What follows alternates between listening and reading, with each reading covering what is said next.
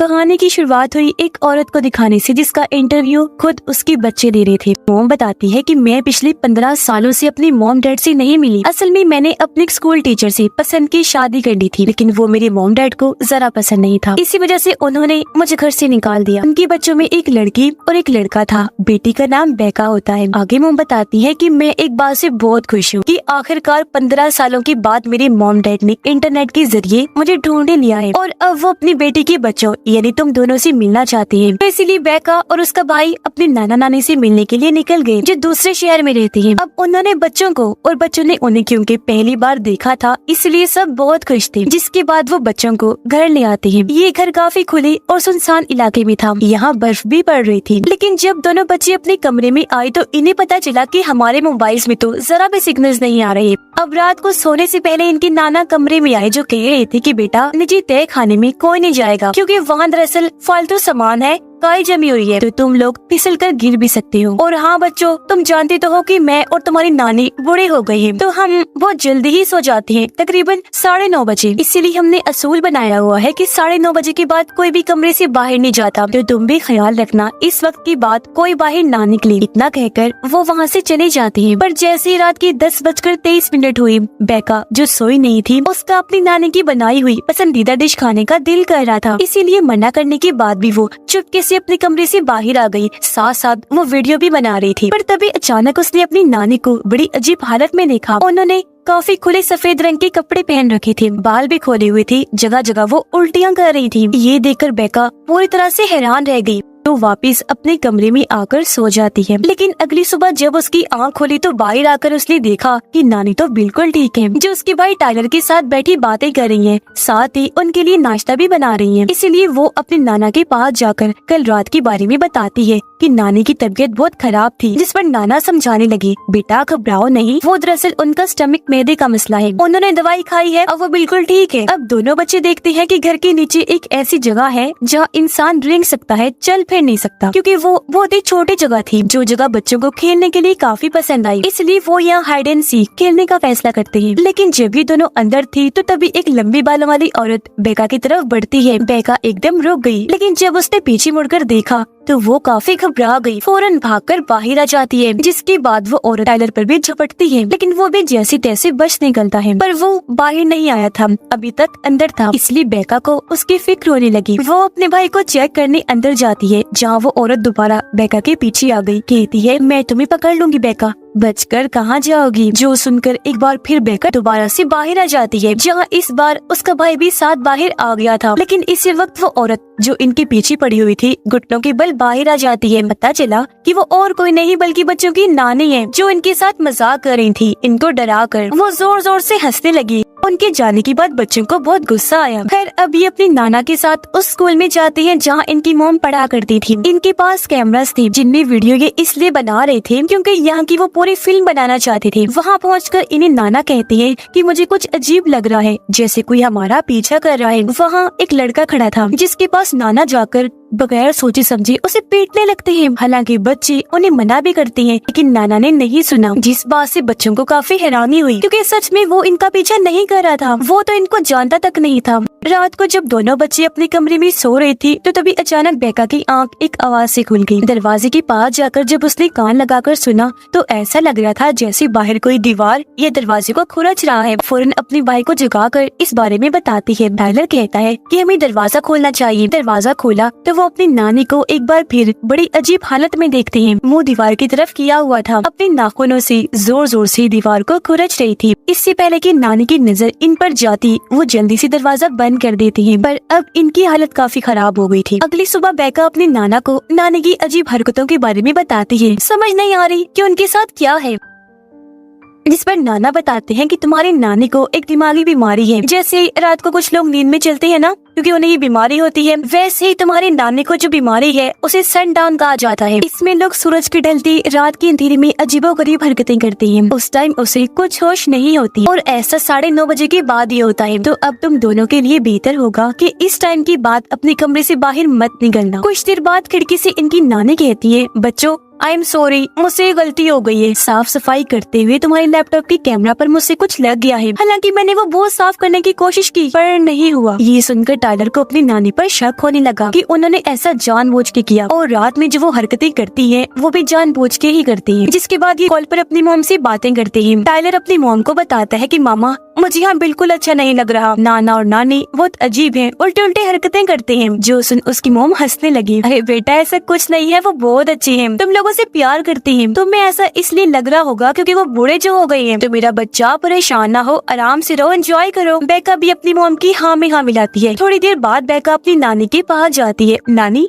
मैं आपका इंटरव्यू लेना चाहती हूँ क्योंकि जो कुछ भी आप बोलेंगी मैंने उसे रिकॉर्ड करना है। जिस पर उसकी नानी मान गई। पहला सवाल ये पूछा कि जब मॉम घर छोड़ के गई थी तब आपको कैसा लगा था? ये सवाल सुनते ही नानी को कुछ होने लगा। वो अपना मुंह बंद करके जोर जोर से सर हिलाकर कहती है नहीं, मैं तुम्हें इंटरव्यू नहीं दूंगी। अब टाइलर को अपनी नानी पर शक था तो सच जाने के लिए वो बाहर वाले कमरे में खुफिया कैमरा लगाने लगता है। लेकिन तभी यहाँ बेका आ गई जो उसे ये कहकर मना कर देती है कि नहीं टाइलर, बहुत बुरी हरकत है, तुम ऐसा नहीं कर सकते। इसी रात जब दोनों बच्चे अपने कमरे में थे तो इन्हें बाहर किसी के कदमों की जोरदार आवाजें आने लगी जैसे कोई घर में भाग रहा है। टाइलर बोलता है मैं दरवाजा खोलकर देखता हूँ कि क्या हुआ। बेका कहती है अच्छा संभल कर, पूरा नहीं, हल्का सा दरवाजा खोलना, ओके। जिस पर टाइलर हल्का सा दरवाजा खोलकर बाहर देखता है जहाँ इनकी नानी अपनी रोज वाली हालत में पूरे घर में भाग रही थी। फिर अचानक वो घुटनों की बल चलकर इनकी तरफ बढ़ने लगी। अब इससे पहले कि कमरे में घुसती टाइलर जल्दी से दरवाजा बंद करके अंदर आ जाता है। टाइलर उससे पूछता है बेका ये तो बड़ी अजीब हरकत है, क्या सनडाउन बीमारी में ऐसा ही होता है? इस पर वो कहती है कि हाँ, इतना बड़ा मसला नहीं, बिल्कुल वैसा ही है जब कोई नींद में चलता है और तुम भी बचपन में नींद में चला करती थी। अगली सुबह यहाँ एक औरत आई जो पड़ोसन थी। वो बच्चों से पूछती है कि तुम्हारे नाना नानी कहाँ है? बच्चों ने बताया कि वो तो अभी घर पर नहीं है और आप किस लिए आई हैं? जिस पर वो बताने लगी वो दरअसल सैटरडे को उन्होंने हॉस्पिटल आना था। क्योंकि वो नहीं आई तो मैंने सोचा कि खुद ही आ जाती हूँ उनसे मिलने। क्योंकि जब मैं हॉस्पिटल में दाखिल थी उन्होंने मेरे साथ साथ बाकी मरीजों का भी बहुत ध्यान रखा क्योंकि वो यहाँ के हेड हैं जो लोगों की मदद करते हैं। इसी वजह से मैं उनके लिए केक लाई हूँ। अब कुछ देर बाद जब उनकी नाना नानी घर वापस आए तो बेका को नानी की जोर जोर से हंसने की आवाजें आई। जब ये वहाँ गई तो नानी कुर्सी आगे पीछे करके दीवार की तरफ देखकर हंस रही थी। बेका फौरन उनके पास गई, पूछती है नानी आर यू ओके? ऐसे जोर जोर से क्यों हंस रही हैं आप? जिस पर नानी बताने लगी बेटा मेरे अंदर एक खौफ है, एक डर है, बहुत ही खतरनाक किस्म का। जो कहकर वो अपने गले वाले स्कार्फ को मुंह पर लाकर अपना दम घोटने की कोशिश करती है ताकि वो मर जाए। ये देखकर बेका घबरा गई, कहने लगी स्टॉप नानी, नानी स्टॉप, क्या करेंगे आप? ये करना बंद करेंगी? और तभी वो उनके हाथ रोककर जैसे तैसे उनको रोक लेती है। नानी ये सब क्या हो रहा है, ऐसा क्यों किया आपने? तब नानी बहुत मासूम अंदाज में कहती है बेटा मेरे अंदर का डर इतना खतरनाक है कि उसे झेलने और छुपाने के लिए मुझे हंसना ही पड़ता है। बेका को ये सुनकर अजीब लगा तो सारी बात बताने के लिए वो फौरन अपने नाना के पास गई। लेकिन देखती है कि नाना जी गन का मुंह अपने चेहरे की तरफ करके अपनी जान लेने के लिए तैयार बैठी है। पर जब उनकी नजर बेका पर पड़ी वो बौखला गई, घबराहट में गन को साफ करने लगी। कहते हैं वो बेटा मैं गन साफ ही कर रहा था, खुद पर तो नहीं चलाने वाला था। जो देखकर उसे अजीब लगा। वो समझ गई कि यहाँ कुछ तो गड़बड़ है। न सिर्फ नानी बल्कि नाना को भी कोई जहनी बीमारी है या कुछ चीजें ऐसी है जो हमें समझनी होंगी। इसीलिए वो अपने भाई के साथ उस जगह पर खुफिया कैमरा लगा देती है जहाँ उसका भाई पहले लगाने वाला था। जिसके बाद ये दोनों अपने कमरे में आ गए। लेकिन जैसे 9:30 बजे की बात का टाइम शुरू हुआ नानी हाथ में चाकू लिए इनके कमरे के बाहर मंडलाने लगी और फिर इनके दरवाजे पर दस्तक देने लगती है। अगली सुबह उठकर जब इन्होंने कैमरा चेक किया जो देखकर दोनों बच्चे काफी डर गयी। बेका उसे कहती है कि आज हमारा यहाँ आखिरी दिन है, कल हम यहाँ से चले जाएंगे, ठीक है ना? तो घबराओ नहीं और हाँ सब कुछ ऐसे करना है कि उन्हें शक न हो। फिर जब ये दोनों बाहर खेल रही थी तो नाना आकर पूछते हैं कि सब ठीक तो है ना बच्चों? बेका जवाब देती है कि सब ठीक है नाना जी, लेकिन मैं आपका इंटरव्यू लेना चाहती हूँ। और अब वो अपने नाना को बैठाकर उनसे सवाल जवाब करती है। पूछती है जब आप काम किया करती थी तब आपको कैसा लगता था? नाना कहती है कि काम के दौरान मुझे हर वक्त एक सफेद रंग की परछाई दिखती थी जिसकी आंखें पीली पीली थी जो हमेशा वहाँ घूमती रहती थी। ये सुनकर बेका को यकीन हो गया कि जरूर नाना के साथ भी कोई गड़बड़ है क्योंकि सवाल वो कुछ कर रही थी, जवाब उसे कुछ और नहीं मिल रहा था। साथ ही यहाँ पता चला कि नाना को एक ऐसी बीमारी है जिस वजह से वो हमेशा डायपर पैम्पर पहन के रखते थे, क्योंकि उन्हें कंट्रोल नहीं था। उन्हें बिल्कुल भी पता नहीं होता, वो अपने कपड़े गंदे कर लेते हैं। अब कुछ देर के बाद इनकी वही पड़ोसन आती है जो केक लेकर आई थी। बच्चे ऊपर से देखते हैं कि नीचे नाना नानी उस औरत से किसी बात को लेकर बहस कर रही थी, लेकिन थोड़ी देर बाद वो उसे अपने साथ अंदर ले जाने के लिए मान जाते हैं। कुछ देर के बाद नाना नानी बाहर आए, जिन्हें देखकर टाइलर बेका को बताता है कि ये दोनों उस औरत को भी साथ लेकर गए थे, पर ये अकेले ही बाहर आए,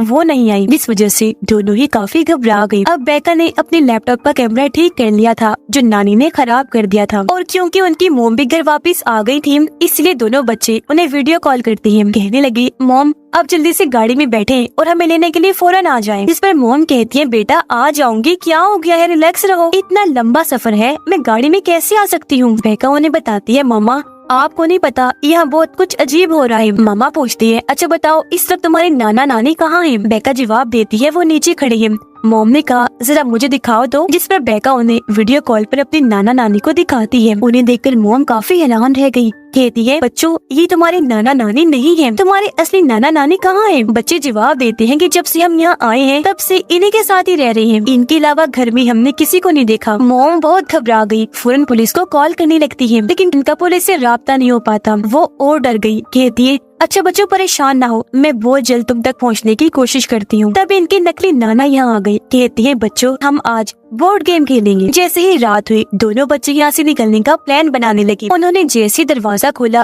कि उस पड़ोसन की लाश बाहर पेड़ पर लटकी हुई है। इससे पहले कि यहाँ से निकलती, नकली नाना आकर दरवाजा बंद कर देते हैं। कहने लगे, आ जाओ बच्चों अब हम बोर्ड गेम खेलते हैं। पर गेम के दौरान बेका कहती है, वो मेरे कैमरे की बैटरी लो हो गई है, मैं जरा इसे चार्ज पर लगा के आती हूँ। यह नाना ने टॉयलेट कपड़ों में कर दिया था, इसलिए वो भी यहाँ से चले गए और अब यहाँ सिर्फ नानी और टाइलर ही थे। अचानक उसकी नानी नॉर्मल से अजीब तरह खाना शुरू कर देती है, फिर कैमरा की तरफ देखकर जोर से चिल्लाने लगी। कुछ देर बाद जब नकली नाना वापस आई तो नानी को बड़ी अजीब पोजीशन में खड़ा हुआ देखते हैं और बस एक ही बात कहते हैं, लगता है 9:30 हो गई, इसलिए वो उसे कमरे के अंदर ले जाते हैं। अब बेका तय खाने में जाती है क्योंकि वो यहाँ असली नाना नानी को ढूंढने आई थी। यहाँ आकर उसे असली नाना नानी की तस्वीर मिल जाती है, साथ ही एक शर्ट भी जिस पर मेडल हॉस्पिटल के बारे में लिखा हुआ था, जो दरअसल एक पागल खाना था। फिर बेका वहाँ रखे एक कंबल को जैसे हटाती है, वहाँ इसे 2 बूढ़े लोगों की लाशें दिखती है, जो और कोई नहीं बल्कि उसके असली नाना नानी थे, जिन्हें देख वो बेहद डर गई। लेकिन तभी यहाँ उनके नकली पागल नाना आ जाते हैं। असल में मेडल हॉस्पिटल वाली जो शर्ट बेका को मिली थी वो इन्हीं की थी, क्योंकि इनका दिमागी तवाज़ुन बिल्कुल भी ठीक नहीं था, ये वहाँ दाखिल थे। दरअसल इनकी असली नाना नानी हॉस्पिटल जाया करते थे लोगों की मदद करने के लिए, तब ये दोनों भी उसी हॉस्पिटल में ही मरीज थे। असली नाना नानी इन दोनों को अपने घर ले आए थे, पर क्योंकि ये तो पहले ही दिमाग से पागल थे, इन्होंने असली नाना नानी को मार दिया और उनकी पहचान खुद ले ली। इन्होंने पड़ोसन को भी इसलिए मारा था क्योंकि वो जान चुकी थी कि ये दोनों असली नहीं बल्कि नकली हैं, क्योंकि ये सब एक ही हॉस्पिटल में थे। और अब वो जबरदस्ती बेका को ऊपर ले आती हैं। कहने लगी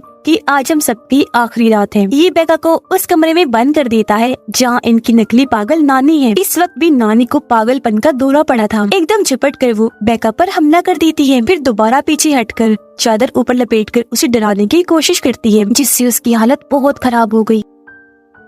अब एकदम पीछे से झपट कर उस पर दोबारा हमला कर देती है, जोर जोर से शीशे पर दे मारती है, फिर बेड पर लिटाकर जानवर जैसा सलूक करने लगी, जैसे उसे काट लेगी। इससे पहले वो उसे जान से मारती, बेका टूटे कांच का टुकड़ा पकड़ के नानी पर हमला कर देती है। वो कांच को बार बार गर्दन में घुसाती रहती है और नानी की जान बड़ी बेरहमी से ले लेती है। नीचे टाइलर बुरी तरह से डरा हुआ था, तभी उसके पास नकली नाना आकर कहता है, मैं तुम्हें शुरू से ही पसंद नहीं करता और तुम्हें जर्म्स जरासीम से मसला है ना, तुम्हें एलर्जी है ना। असल में टाइलर को गंदगी से एलर्जी थी, इसलिए ये नकली नाना अपना डायपर जो पूरी तरह से गंदा था उसे निकाल कर टाइलर के मुंह पर लगा देता है। लेकिन तभी पीछे से बेका आकर नाना पर झपट पड़ती है, उसे पकड़कर आंखें फोड़ने की कोशिश करती है। टाइलर को भी बहुत गुस्सा आया, वो भी अपना कंट्रोल खो चुका था। इस पागल आदमी जो उसकी बहन को मार रहा था उसे फ्रिज के पास धक्का देता है, फिर बार बार फ्रिज से उसे इतना मारता है कि उसकी जान ही ले लेता है, जो करने के बाद टाइलर जोर जोर से चिल्लाने लगा। बेका बड़ी मुश्किल से अपने भाई को शांत करके घर से बाहर ले आई। इन्होंने देखा